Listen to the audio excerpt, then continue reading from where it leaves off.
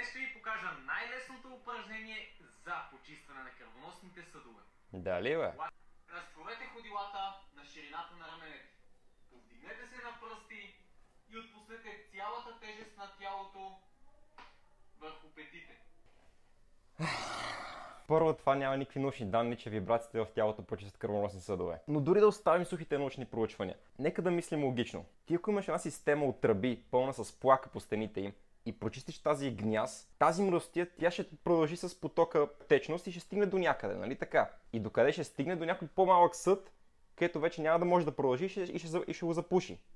Нали така? Така че ако предположим, че наистина разбиваме плака с тези вибрации, тази плака, нали, трябва да отиде някъде. Тоест това не е живото застрашаващо упражнение. Именно проблемите с запушването на артериите създават усложненията, наречени инфаркт и инсулт.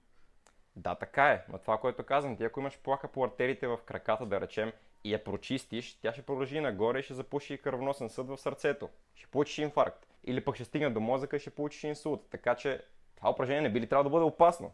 Ако имате камъни в бъбреците, не ви препоръчвам това упражнение. Добре, тук ми хареса, че поне накрая казва, че това упражнение не е за всеки. Но просто се замислям. Ние, българите, сме с най-разбитите пътища в Европа.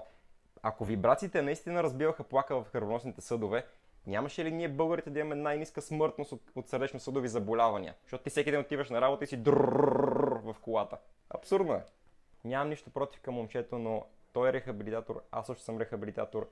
Ние, физиотерапевтите и рехабилитаторите, не сме медицинските специалисти, които дават съвети за хора с сърдечно-съдови заболявания. Това са преди всичко кардиолозите и ангиолозите. Упражнения, които да разбиват плака, не съществуват. Но, все пак, ако имате болки в тялото и не сте сигурни дали сте за физиотерапия, може да запазите час за безплатна консултация по телефон, където ще обсъдим точно това. И ако не сте за физиотерапия, ще бъдете насочени към съответния медицински специалист, както научно базираната и етична практика на медицината повелява. Аз съм Цецо от Кинезо, последете ме, за да разберете как да запазите тялото си в движение.